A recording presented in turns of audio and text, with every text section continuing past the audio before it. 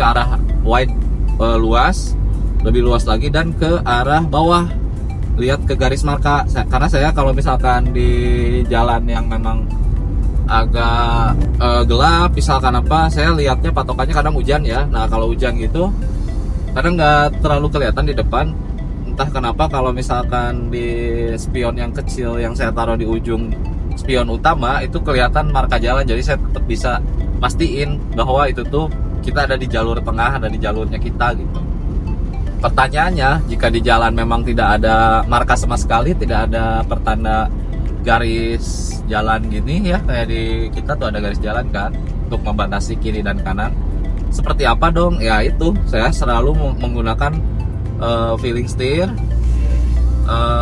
untuk bisa mengetahui bahwa oh ini kita udah melewati batas atau enggak, atau itu kena atau enggak ke kita gitu, kita akan kena enggak ke objek yang di depan kita. Nah kayak gitu.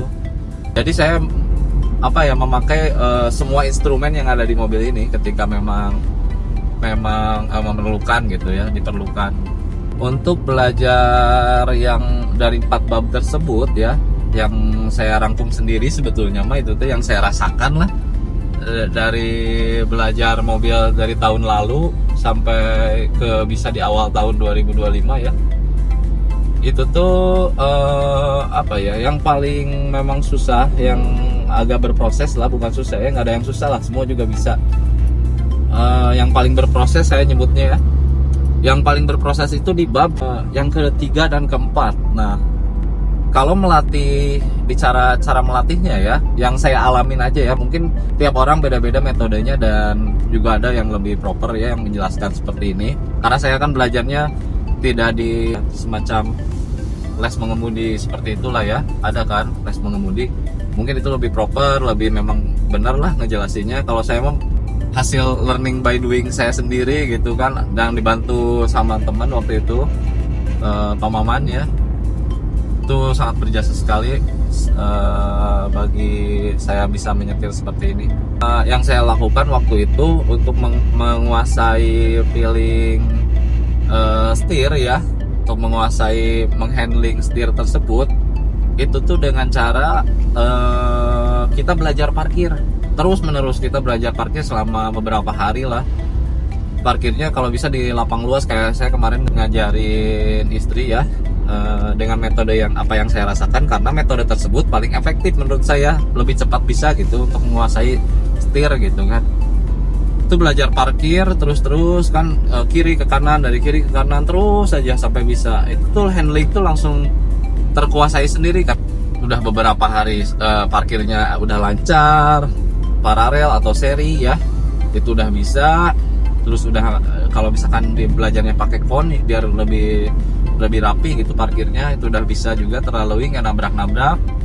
Nah itu udah lulus tuh. Nah percaya deh, kalau teman-teman misalkan langsung lanjut ke jalan raya ya, ke jalan biasa tapi yang sepi dulu, karena di jalan yang banyak motor, banyak kendaraan, banyak objek itu, lanjut di terakhir tuh digabung dengan bab 4 itu ada yang namanya mental di jalan kita tuh harus memang benar-benar teruji lah. Waduh panjang lebar ya kita kalau cerita belajar menyetir kayak gini. Nah kita udah sampai di ujung nih, kita potong dulu lah obrolannya ya, kita belok dulu lah.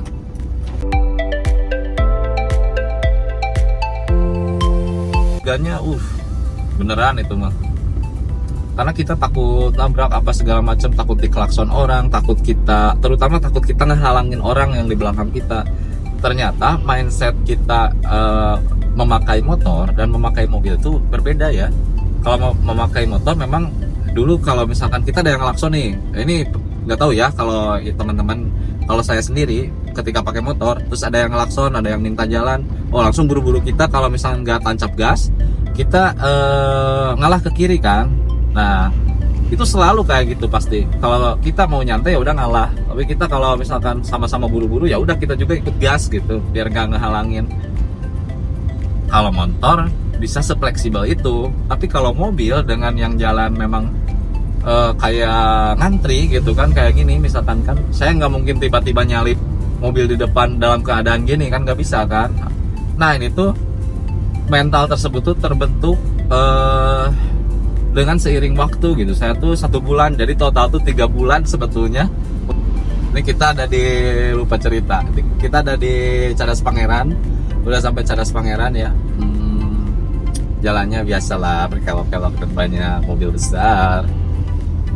Ini sudah biasa. Saya tuh kalau di tol susah minum, susah apa, karena kecepatan tinggi itu bikin saya agak panik sebetulnya ya. Jadi apalagi pulang dari arah Bandung atau Garut ya, itu arah ke Majalengka lah intinya, lewat tol itu kan jalannya 80% itu menurun ya. Nah itu tuh kan tanpa digas pun, tanpa tambah akselerasi pun kita agak ini ya, ya tanpa ditambah akselerasi pun cepet gitu mobilnya, kenceng gitu ya, bisa nyampe 100 sampai 120 tuh saya paling udah deg-degan banget itu tuh.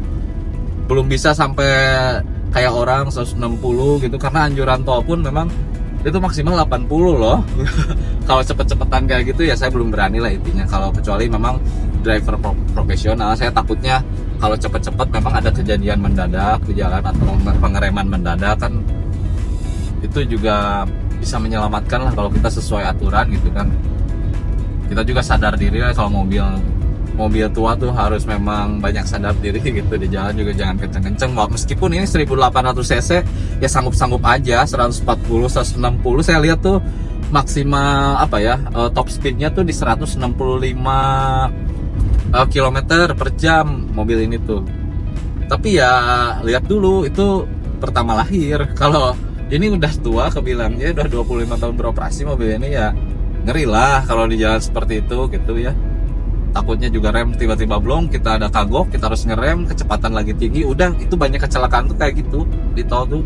Ke jalur bawah pengen nyantai sebetulnya, jadi bisa kita kadang istirahat di mana aja, nggak di Alfamart, nggak di warung kopi juga, kadang di pinggir jalan ada lahan kosong nih sedikit, ya udahlah kita menepi dulu gitu, ngerokok dulu, minum dulu, apa dulu kayak. Kalau ada syukur-syukur ada warung kopi, kita bisa bikin susu dulu, karena kopi enggak, kita bikin yang manis-manis dulu. Nah udah recharge, berangkat lagi. Nah bisa kapanpun, every time kalau di jalan tuh. Kalau di tol itu agak susah gitu, harus 1 jam itu memang cepet ya, dari Cileunyi ke Majalengka ya 1 jam, kadang kurang dari 1 jam ya, 50 menit. Kalau 45 menit kayaknya saya belum bisa deh. Maksimal saya 1 jam, paling cepat 50 menit lah nyampe ngebut itu tuh ya, kadang 100-120. Tapi kita harus fokus gitu ya. Jadi kompensasinya yang kita dapat tuh cepet nyampe gitu, karena di jalan bebas hambatan dan bisa berkecepatan tinggi gitu kan. Tapi kita resikonya harus menjaga fokus kita, nggak bisa sembarangan apa segala macam. Kalau saya ya mungkin masih amatir lah, pas nyampe tuh capek, kadang nyampe gerbang tol Kertajati kan keluar itu tuh capek, udah keadaan capek gitu kan. Kalau di jalan biasa kayak gini, jalan bawah ini tuh kita nyantai, kecepatan juga di 20, di 40, paling kencang juga 60 juga jarang di gini mah ya, karena banyak kita kan bercampur dengan aktivitas masyarakat lain gitu kan. Nah kayak gitu, ini tuh sangat nyantai sekali dan relax. Saya tuh santai di jalan, gak tricky gitu kan, menjaga kecepatan juga nggak ini, gak terlalu riskan, nggak usah harus ngebut-ngebutan. Kompensasinya enak yang kita dapat gitu kan ya, nyantai, relax. Tapi resikonya memang kebalikannya, waktunya yang jadi panjang, yang harusnya 1 jam itu bisa jadi 2 jam, 2 jam setengah. Apalagi kita dari Garut tadi ya, saya prediksi sih 2 jam setengah lah ya, kalau pagi-pagi gini. Oke, kita baru sampai Sumedang Kota ya. Kita tadi diputar-putar dulu, agak lumayan pusing. Tapi gak apa-apa. Oke, pagi ini ternyata sangat cerah sekali ya. Setelah kemarin saya dapat kabar bahwa di rutenya Kasokandel aja ya, yang Kadipaten Kasokandel ternyata itu ya banjir kemarin tuh, karena intensitas hujannya deras banget kemarin. Sekilas tentang dirimu, yang lama.